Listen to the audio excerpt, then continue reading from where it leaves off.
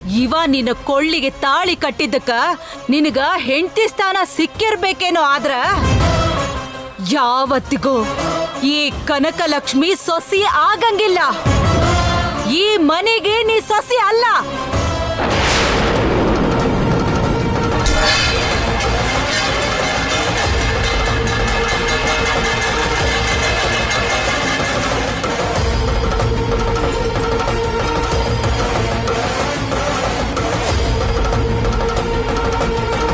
ಕನಕ, ಏನಿದು? ದೊಡ್ಡಸ್ತಿಗೆ ಇರೋ ಈ ಮನೆಗೆ ಸೊಸೆಯಾಗಿ ಬರಬೇಕು ಅಂತ ಆರ್ತಿ ಎತ್ತಿ ನಾನು ಈಕಿಗೆ ಸ್ವಾಗತ ಮಾಡಕ ಹುಚ್ಚಗಂಡಿ ಏನಲ್ಲನಾ. ನಾನು ಬ್ಯಾಡ ಅಂದ್ರೂ ಇವನ ಮದ್ವೆ ಆಗಿಯಲ್ಲ. ಇವನು ಈಕಿಗೆ ತಾಳಿ ಕಟ್ಟಿದನಲ್ಲ. ನೋಡ್ತೇನೆ ಈಕಿ ಈ ಮನಿ ಸೊಸೆಯಾಗಿ ಹೆಂಗಿರ್ತಾಳಂತ ನೋಡ್ತೀನಿ.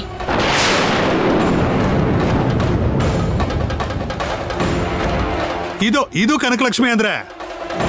ಮೋಸ ಮಾಡಿದವ್ರನ್ನ ಕ್ಷಮಿಸಿ ಒಳಗ್ ಬಿಡ್ತಾಳೆ ಅನ್ಕೊಂಡು ಟೆನ್ಷನ್ ಮಾಡ್ಕೊಂಡಿದ್ದೆ. ಇವ್ರನ್ನ ಹೀಗೆ ಬಿಟ್ರೆ ಮಿತಿಮೀರಿ ಹೋಗ್ತಾರೆ.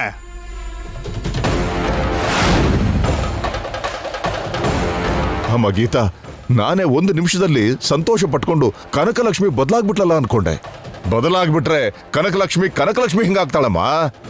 ಇಲ್ಲ, ಕನಕಲಕ್ಷ್ಮಿನೇ ಅಂತ ಮತ್ತೆ ಪ್ರೂವ್ ಮಾಡ್ಕೊಂಡ್ಲು.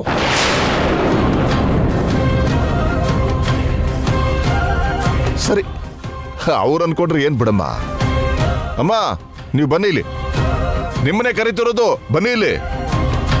ಬೇಡ ಮಾವ, ನನಗೆ ಯಾವ ಆರ್ತಿನೂ ಮಾಡಿ ಒಳಗ್ ಕರ್ಕೊಳ್ಳೋದು ಬೇಡ. ಯಾವ ಶಾಸ್ತ್ರನೂ ಬೇಡ. ಅತ್ತೆ ಆಗ್ಲೇ ಹೇಳಿದ್ರು ನಾನ್ ಗೋವಿಂದ್ ಹೆಂಡತಿ ಆಗಿರ್ಬೋದಾದ್ರೆ ಈ ಮನೆ ಸೊಸೆ ಇನ್ನೂ ಆಗಿಲ್ಲ ಅಂತ. ಆದ್ರೆ ಹೊಸ್ಲಾಚೆ ನಿಂತ್ಕೊಂಡು ಹೇಳ್ತಿದ್ದೀನಿ, ನಾನೀಗ ಈ ಹೊಸ್ಲು ದಾಟಿ ಕಾಲು ಒಳಗಡೆ ಇಡ್ತಿದ್ದೀನಿ.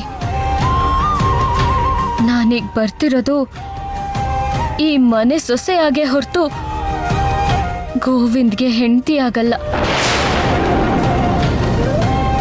ಯಾವ ದಿನ ಅತ್ತೆ ನಮ್ಮನ್ನ ಅರ್ಥ ಮಾಡ್ಕೊಂಡು ನಮ್ಮಿಬ್ಬರನ್ನೂ ಒಪ್ಕೋತಾರೋ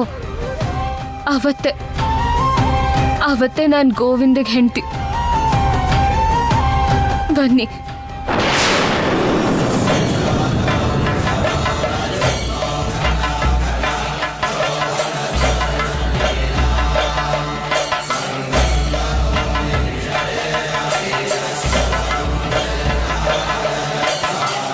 ಆಯ್ತಮ್ಮ, ಆರ್ತಿ ಬೇಡ ಬಿಡು. ಹೊಸ ಸೊಸೆಯಾಗಿ ಮನೆ ಕಾಲಿಟ್ಟ ತಕ್ಷಣ ದೇವ್ರಿಗೆ ದೀಪ ಹಚ್ಚಿ ಅಡುಗೆ ಮನೆಯಲ್ಲಿ ಒಲೆ ಉರ್ಸು. ನೋಡಮ್ಮ ಲತಾ, ನಿನ್ನ ಓರ್ಗೀತೆಗೆ ಏನೇನ್ ಮಾಡ್ಬೇಕು ಅಂತ ಹೇಳು.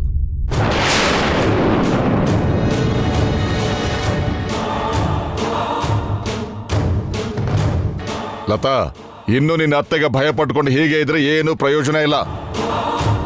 ನೀನು ಸೊಸೆಯಾಗಿ ಮನೆಗೆ ಬರ್ಬೇಕಾದ್ರೂ ಸಹ ಈಗ ಗೀತಾಗತ್ ಪರಿಸ್ಥಿತಿನೇ ನಿನಗೂ ಆಗಿತ್ತು. ಅದ್ ನೆನ್ಪಿಟ್ಕೋ. ಹೋಗು. ಒಂದ್ ನಿಮಿಷ ಅಕ್ಕ.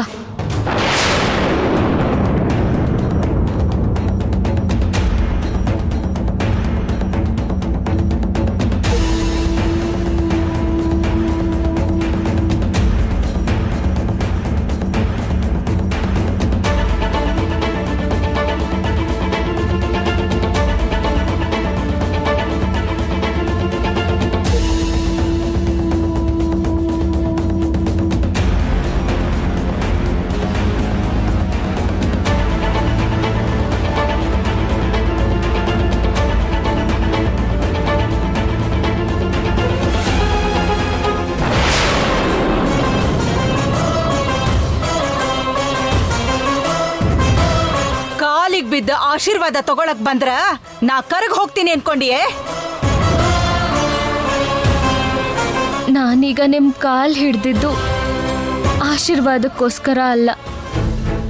ಗೊತ್ತಿಲ್ದೇನೋ ನಿಮ್ ಮನ್ಸ್ ನೋಯಿಸಿ ಈ ಮನೆ ಸೊಸೆ ಆಗಿದ್ದೀನಿ. ಆ ತಪ್ಪಿಗೆ ಕ್ಷಮಿಸಿ ನನ್ನ ನೀವು ಒಪ್ಕೊಂಡು ಹಾರೈಸಿ ಅಂತ ನಿಮ್ ಕಾಲ್ ಹಿಡ್ದೆ.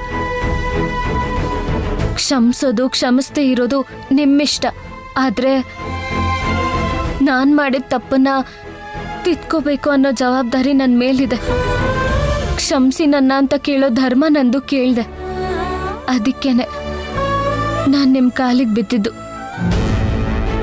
ನಿನ್ನ ಒಪ್ಕೊಳ್ಳೋದಾಗ್ಲಿ ಕ್ಷಮಿಸೋದಾಗ್ಲಿ ಈ ಜೀವನದಾಗ ನಡೆಯಂಗಿಲ್ಲ. ಖರೆ ಹೇಳ್ತೀನಿ ಕೇಳ, ನನ್ನ ಎದುರಿಗೆ ಬರಬೇಡ.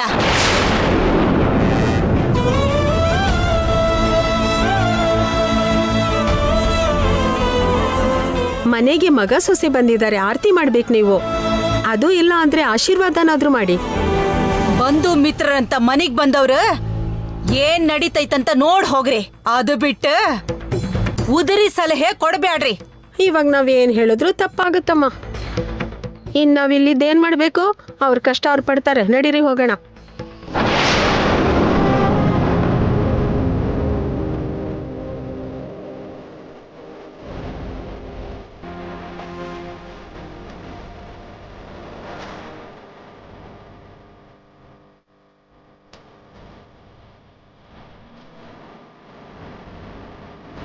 ಅಮ್ಮ, ನಿನಗಿಷ್ಟ ಇಲ್ಲದೆ ಇದ್ರು ನಾನು ಈ ಕೆಲಸ ಮಾಡೋದು ತಪ್ಪೇನೆ.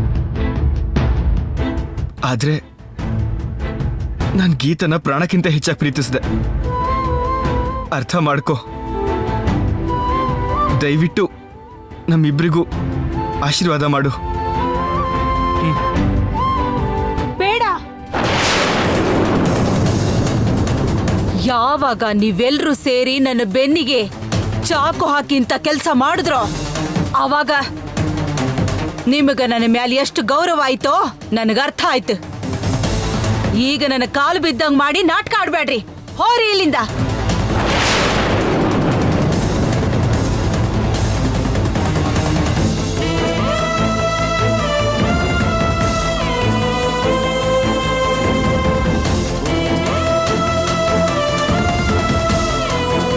ಕಡೆ ಪಕ್ಷ ನೀನಾದ್ರೂ ನಮ್ಗೆ ಆಶೀರ್ವಾದ ಮಾಡು ಅಪ್ಪ. ಗೀತಾ, ಬೇಡ ಮಾವ, ನಾವಿಬ್ರು ಗಂಡ ಹೆಂಡತಿ ಅಂತ ನಿಮ್ ತರಾನೇ ನಮ್ಮತ್ತೇನು ಯಾವಾಗ ಒಪ್ಕೋತಾರೋ ಅಲ್ಲಿವರೆಗೂ ನಮ್ಮಿಬ್ಬರಿಗೂ ಆಶೀರ್ವಾದ ಮಾಡಬೇಡಿ. ಆ ದಿನಕ್ಕೋಸ್ಕರ ಕಾಯ್ತಾ ಇರ್ತೀನಿ.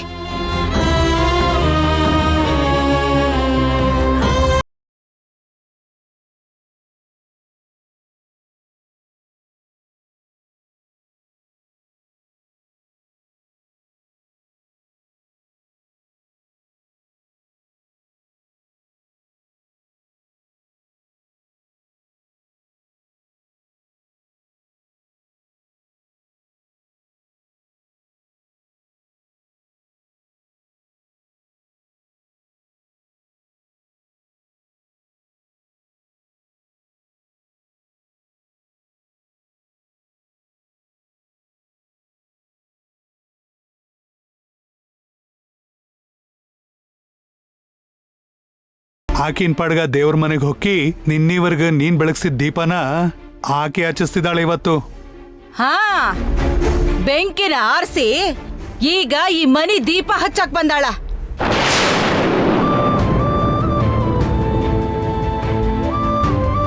ನಾನಂತ ಕೆಲಸ ಮಾಡಕ್ ಬಂದಿಲ್ಲ ಅತ್ತೆ. ಈಗ ನಾನು ದೀಪ ಹಚ್ಚಿದ್ದು ಕೂಡ ಈ ಬೆಳಕು ಈ ಕುಟುಂಬದಲ್ಲಿ ಯಾವಾಗ್ಲೂ ಇರ್ಬೇಕು ಅಂತ.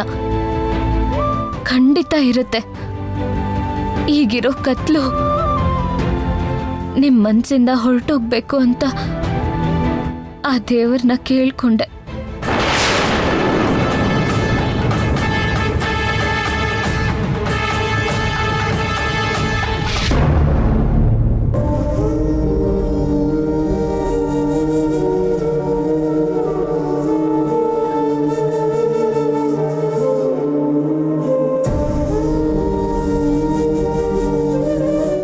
ಏನ್ ಪಲ್ಲವಿ, ನಾನೇನಾದ್ರೂ ತಪ್ಪು ಮಾಡಿದ್ದೇನಾ?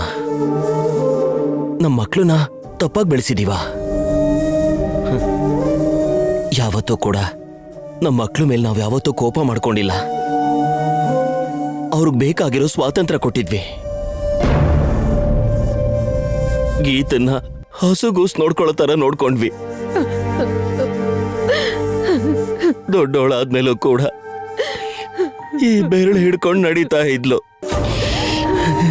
ಅವಳಿಗೆ ಈ ತರ ಮಾಡಿ ನಮಗ್ ಮೋಸ ಮಾಡ್ತಾಳೆ ಅಂತ ಯಾವತ್ತಾದ್ರೂ ಅನ್ಕೊಂಡಿದ್ವಾ? ಇಂಥ ಕೆಲ್ಸ ಹೇಗ್ ಮಾಡಿದ್ಲು? ನಾವು ಅವ್ರನ್ನ ಹೆತ್ವೆ ಹೊರತು ಅವ್ರ ಬುದ್ಧಿನಲ್ವಲ್ಲ ರೀ. ನೀವು ನಾನು ಬುದ್ಧಿವಾದ ಹೇಳಿ ಸರಿಯಾಗಿ ಸಾಕಿದೀವಿ. ಆದ್ರೆ ಅವಳ ಬುದ್ಧಿ ಈ ರೀತಿ ಆಗೋಗುತ್ತೆ ಅಂತ ನಾನ್ ಕನ್ಸಲ್ಲೂ ಅನ್ಕೊಂಡಿರ್ಲಿಲ್ಲ. ಅವಳು ನಗ್ನಗ್ತಾ ಈಗ ನಮ್ಮನ್ನ ಸಾಯಿಸ್ತಾಳೆ ಅಂತ ಖಂಡಿತ ಊಹೆ ಮಾಡಿರ್ಲಿಲ್ಲ ರೀ. ಎಷ್ಟೇ ಆದ್ರೂ ನೀವೇನೇ ನೋಡ್ಕೊಂಡ್ರು ಏನೇ ಮಾಡಿದ್ರು ನೀವು ತಂದೆ ತಾಯಿ ಅಲ್ವಾ? ಒಂದ್ ವೇಳೆ ಈ ವಿಷಯ ಹೇಳಕ್ಕೆ ಅವಳು ಹೆದರ್ಕೊಂಡ್ಲೋ ಏನೋ, ಆಗಿದ್ದೇನೋ ಆಗೋಯ್ತು. ನೀವಿನ್ನೂ ಅದನ್ನ ಮನ್ಸಲ್ಲಿಟ್ಕೊಂಡು ನೀವು ನೋವು ಪಡ್ತಾ ಅವಳಿಗೂ ನೋವು ಪಡಿಸೋದು ಸರಿ ಅಲ್ಲ. ಏನೋ ಆಗಿದ್ದಾಗೋಯ್ತು ಅಂತ ಸುಮ್ಮನೆ ಬಿಟ್ಬಿಡೋದಿಕ್ಕೆ ಇದೇನು ಸಣ್ಣ ವಿಷಯ ಅಲ್ಲ, ದೊಡ್ಡ ತಪ್ಪು. ಅವಳಿಗಿಂತ ಇಷ್ಟ ಕಷ್ಟಗಳಿದೆ ಅಂತ ನಮ್ಮ ಹತ್ರ ಹೇಳ್ಕೋಬೋದಿತ್ತು. ಅದು ಸರಿನಾ ತಪ್ಪ ಅಂತ ನಾವು ಹೇಳ್ಬೋದಿತ್ತು. ಆದ್ರೆ ಈಗ ಅವಳು ಮಾಡಿರೋದು ಎಷ್ಟು ದೊಡ್ಡ ತಪ್ಪು ಅನ್ಕೋತಿದ್ಯಾ? ಊರವರೆಲ್ಲ ದುಡ್ಡಿರೋ ಹುಡುಗನ್ನ ಬುಟ್ಟಿಗೆ ಹಾಕೊಂಡಿದ್ದಾಳೆ ಅಂತ ಆ ಹುಡುಗನ್ಗೆ ಮೋಡಿ ಮಾಡಿ ಎಲ್ರಿಗೂ ಮೋಸ ಮಾಡಿ ಆ ಹುಡುಗನ ಕೈಲಿ ತಾಳಿ ಕಟ್ಸ್ಕೊಳಂಗ್ ಮಾಡಿದ್ಲು ಅಂತ ಬಾಯಿಗೆ ಬಂದಂಗ್ ಮಾತಾಡ್ತಾರೆ. ಆದ್ರೆ ಇದನ್ನೆಲ್ಲ ಅವನೇ ಮಾಡಿರೋದು. ನನ್ನ ಮಗಳಿಗೆ ಮೋಡಿ ಮಾಡಿದಾನೆ. ನಾವು ಹೆತ್ತ ಮಕ್ಕಳು ಸರಿಯಾಗಿದ್ದಿದ್ರೆ ಅವನೇನು ಮಾಡಕ್ಕಾಗ್ತಿರ್ಲಿಲ್ಲ ರೀ. ಅವಳು ಸಲಿಗೆ ಕೊಟ್ಟಿದ್ದಕ್ಕೆ ಅಲ್ವಾ ಅವನು ಆ ರೀತಿ ಮಾಡಿದ್ದು. ಎಲ್ಲ ಅವಳೇ ಮಾಡಿದ್ದು ರೀ. ಅಷ್ಟಕ್ಕೂ ಅವಳು ಯಾವುದೇ ರೀತಿ ಸ್ವಲ್ಪನೂ ಅನುಮಾನ ಬರ್ದೇ ಇರೋ ಹಾಗೆ ಎಷ್ಟು ಚೆನ್ನಾಗಿ ಆಕ್ಟ್ ಮಾಡಿದ್ಲು ರೀ. ನನ್ ಮಗಳ ಹಾಗೆ ಯಾರು ಇಲ್ಲ ಅಂತ ಹೆಮ್ಮೆ ಪಡ್ತಾ ಇದ್ದೆ. ಆದ್ರೆ ನನ್ ಕಣ್ ಮುಂದೆನೆ ಅವನ್ ಜೊತೆ ಸೇರಿ ಅವಳು ಮಾಡ್ಬೇಕು ಅಂದ್ಕೊಂಡಿರೋದು, ಸಾಧಿಸ್ಬೇಕು ಅಂದ್ಕೊಂಡಿರೋದನ್ನ ಎಲ್ಲಾನು ಸಾಧಿಸ್ಬಿಟ್ಲು.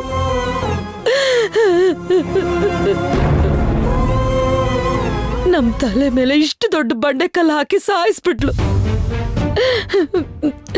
ನಾವು ಹೋದ್ರೆ ಹೋಗ್ತೀವಿ, ಅವಳಿಗಿಂತ ದೊಡ್ಡವಳು ಪೂರ್ವಿ ಇದ್ದಾಳೆ. ಕನಿಷ್ಠ ಅವಳ ಬಗ್ಗೆ ಆದ್ರೂ ಯೋಚನೆ ಮಾಡಿದ್ಲ. ಈಗ ಚಿಕ್ಕೋಳು ಇಂಥ ಕೆಲಸ ಮಾಡಿದ್ದಕ್ಕೆ ದೊಡ್ಡೋಳ ಜೀವನ ಏನಾಗ್ಬೇಕು ರೀ? ಮೊನ್ನೆ ತಾನೇ ಪೂರ್ವಿ ಸಂಬಂಧ ಫಿಕ್ಸ್ ಆಗ್ಬಿಟ್ಟಿದೆ. ತಾಂಬೂಲ ಕೂಡ ಬದಲಾಯಿಸ್ಕೊಂಡ್ವಿ. ಮದ್ವೆಗ್ ಮುಹೂರ್ತ ಕೂಡ ಇಡೋಣ ಅಂತ ಅನ್ಕೊಂಡಿದ್ವಿ. ಈಗ ಅವ್ರಿಗೆ ಈ ವಿಷಯ ಗೊತ್ತಾಗ್ಬಿಟ್ರೆ ಏನಿದೆ, ಈಗಾಗ್ಲೇ ಗೊತ್ತಾಗಿರುತ್ತೆ ಅವ್ರಿಗೆ. ನಮ್ಮನೆ ಹುಡುಗಿ ಈ ತರದ್ ಕೆಲ್ಸ ಮಾಡಿದ್ಮೇಲೆ ಇವಳನ್ನ ಮದುವೆ ಮಾಡ್ಕೊಳಕ್ಕೆ ಯಾರು ಮುಂದೆ ಬರ್ತಾರೆ? ಅದು ಅವಮಾನ ಅಂತ ಅನ್ಕೋತಾರೆ. ಇನ್ನು ಪೂರ್ವಿ ಜೀವನ ಏನಾಗುತ್ತೆ ಅಂತ ಯೋಚನೆ ಆಗ್ಬಿಟ್ಟಿದೆ ರೀ. ಹೌದು ಪಲ್ಲವಿ, ಗೀತನಿಂದಾಗಿ ಪೂರ್ವಿ ಜೀವನನೂ ಹಾಳಾಗ್ತಾ ಇದೆ. ಪೂರ್ವಿಗೋಸ್ಕರನೇ ನಾನಿನ್ನೂ ಸಾಯಿದೆ ಜೀವ ಕೈಲಿಡ್ಕೊಂಡು ಬದುಕ್ತಾ ಇದ್ದೀನಿ. ಅವಳ ಮದ್ವೆಲಿ ಏನೇ ಸಮಸ್ಯೆ ಆದ್ರೂ ನಮ್ಮನ್ನೇ ಅಮಾಯಕಳಾಗಿ ನಂಬ್ಕೊಂಡಿರೋ ಪೂರ್ವಿ ಜೀವನ ಏನಾದ್ರೂ ಹಾಳಾಗೋದ್ರೆ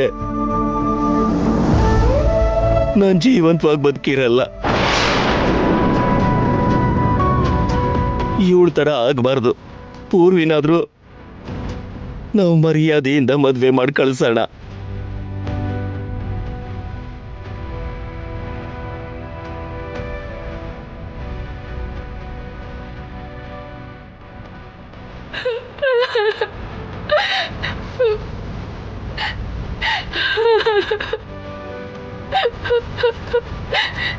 ಈಗಾಗ್ಲೂ ನನಗ್ ಮದ್ವೆ ಆಗಿದೆ ಅಂತ, ಬಾಲಾಜಿ ನನಗ್ ತಾಳಿ ಕಟ್ಟಿದಾನೆ ಅಂತ ಅಪ್ಪ ಅಮ್ಮಂಗ್ ಗೊತ್ತಾದ್ರೆ ಅವರಿಬ್ರು ಬದುಕುಳಿಯಲ್ಲ. ಇವಾಗ ನಾನು ಏನ್ ಮಾಡ್ಲಿ?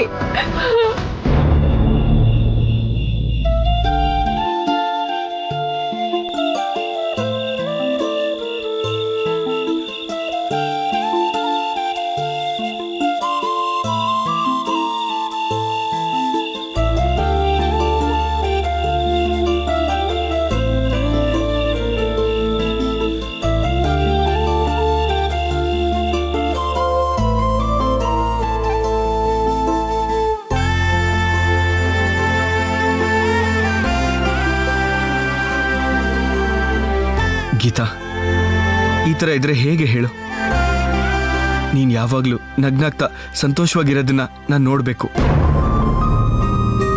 ಆದ್ರೆ ನೀನ್ ಈ ಥರ ಹೆದರ್ಕೊಂಡು ಕೂತ್ಕೊಂಡಿದ್ರೆ ನನಗೊಂಥರ ಆಗ್ತಾ ಇದೆ. ಏನಪ್ಪ ಇವನು ನಮ್ಮ ಸಂತೋಷನೆಲ್ಲ ಪೂರ್ತಿ ಹಾಳು ಮಾಡಿ ಇವಾಗ ನಗು ಅಂತ ಹೇಳ್ತಿದ್ದಾನೆ. ಇವನ್ ಬರೀ ಸ್ವಾರ್ಥ ನೋಡ್ತಾನೆ, ಯಾವತ್ತೂ ಬೇರೆಯವ್ರ ಬಗ್ಗೆ ಯೋಚನೆ ಮಾಡೋದಿಲ್ಲ ಅಂತ ಯೋಚನೆ ಮಾಡ್ತಿದ್ಯಾ? ಮತ್ತೆ ನನ್ನ ಸ್ವಾರ್ಥನೇ ಅಲ್ವಾ? ನಿನ್ನ ಪಡ್ಕೊಳ್ಳೋದಿಕ್ಕೇನೆ ಅಲ್ವಾ? ಇದಾದ್ಮೇಲೆ ಎಷ್ಟು ತೊಂದರೆಗಳಾಗತ್ತೋ, ಎಷ್ಟು ಜಗಳ ಆಗತ್ತೋ ಎಲ್ಲ ಗೊತ್ತಿದ್ದುವೆ. ನೀನ್ ಬೇಡ ಅಂತೀಯೇನೋ ಅನ್ಕೊಂಡು ಜನ ಎಲ್ಲ ನೋಡ್ತಾ ಇದ್ರು ನಿನ್ ಕುತ್ತಿಗೆಗೆ ತಾಳಿ ಕಟ್ಟಿದ್ದು. ನಾನಂದ್ರೆ ನಿನಗೆ ಎಷ್ಟಿಷ್ಟ ಅಂತ ನನಗೆ ಗೊತ್ತು. ನನ್ನಿಂದ ದೂರ ಇದ್ದು ನನ್ನ ಬಿಟ್ಟು ನೀನ್ ಬದುಕಕ್ಕಾಗಲ್ಲ ಅಂತ ನನಗೆ ಗೊತ್ತು. ಅದಕ್ಕೋಸ್ಕರನೇ ಈ ಕೆಲಸ ಮಾಡ್ದೆ ಅಂತನೂ ಗೊತ್ತು. ಥ್ಯಾಂಕ್ಸ್ ಗೀತಾ, ಕನಿಷ್ಠ ಪಕ್ಷ ನೀನಾದ್ರೂ ಅರ್ಥ ಮಾಡ್ಕೊಂಡ್ಯಲ್ಲ. ನಿನ್ನನ್ನು ಅರ್ಥ ಮಾಡ್ಕೊಂಡಿದ್ದೀನಿ, ನಮ್ಮನ್ನ ಅರ್ಥ ಮಾಡ್ಕೊಳ್ಳೋರೆಲ್ಲಿ? ಅಪ್ಪ ಅಮ್ಮ ಮನೇಲಿ ಬಿಕ್ಕದವರೆಲ್ಲ ನಮ್ಮನ್ನ ಹೇಗೆ ಅರ್ಥ ಮಾಡ್ಕೋತಾರೆ ಹೇಳು?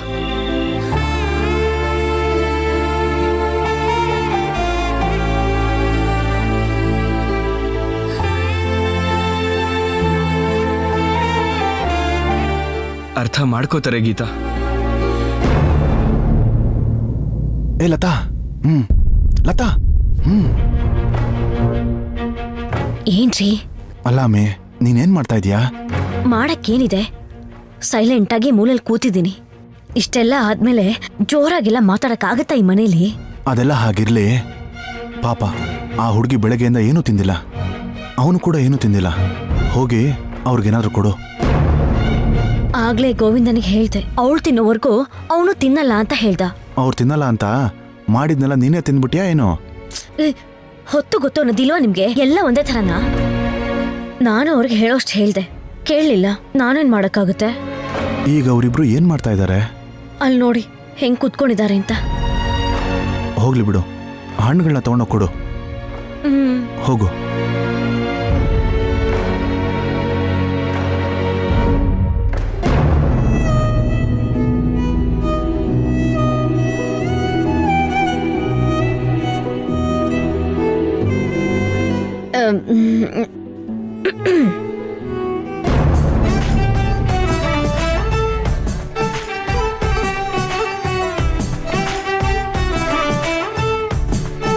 ಗೋವಿಂದ, ಏನು ತಿಂದೇ ಇದ್ರೆ ಹೇಗೋ?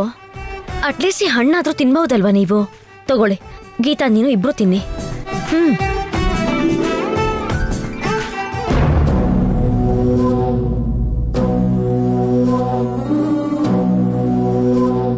ಕನಕ, ಆಕೆ ಮನೆಗ್ ಬಂದಾಳಂತ ನೀನ್ ಈ ಕೋಣ್ಯಾಗ ಒಬ್ಬಾಕೆ ಕುಂತ್ರ ಹೆಂಗ್ ಹೇಳು? ಇದು ನಿನ್ನ ಮನೆ ಐತಿ, ಬಾ ಹೊರಗೋಗೋಣ. ಯವ್ವ, ನೀ ಸುಮ್ನಿರ. ಅಕ್ಕಿ ಮಕ್ಕ ನೋಡ್ತಿದ್ರ ನನಗ ಸಿಟ್ಟು ಬರಾಕತ್ತೈತಿ. ನನಗಂತೂ ತಲೆ ಒಡೆದಾಕ್ಬೇಕು ಅನ್ಸ್ತದ. ಏನವ ಇದು? ಇಂಥ ಬಾಳನ ಬದುಕಿ ಆಕಿ ಕೆಲ್ಸ ಸೋಲೋ ಹಂಗಾಯ್ತಲ್ಲ ನಾವು. ಅಣ್ಣ, ಅವರೆಲ್ಲ ಏನ್ ಮಾಡ್ತಿದಾರ ನೋಡ್ಬಾ. ತಿನ್ನು ಗೀತಾ. ಬೇಡ, ತಿನ್ನು ಅಂತ ಹೇಳ್ತಿದ್ದೀನಿ ಅಲ್ವಾ? ಪ್ಲೀಸ್ ಬೇಡ. ತಿನ್ನು ಗೀತಾ.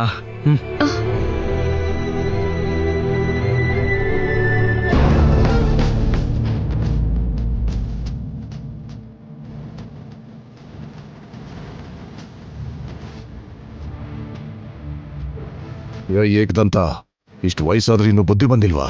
ಅಂತದ್ ನಾನೇನ್ ಮಾಡ್ದೆ? ಹೊಸ್ದಾಗಿ ಮದ್ವೆ ಆಗಿದ್ದಾರೆ, ಅವ್ರ ಬಾಡಿಗೆ ಅವ್ರು ಕೂತ್ಕೊಂಡೇನೋ ಮಾತಾಡ್ಕೋತಾರೆ. ಅದನ್ನ ಕದ್ದು ಕೇಳಿಸ್ಕೊತೀಯಲ್ಲ, ನಾಚಿಕೆ ಆಗಲ್ವಾ ನಿನ್ಗೆ?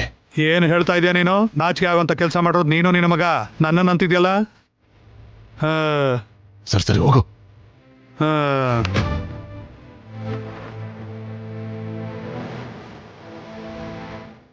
ಅಮ್ಮ ಗೀತಾ,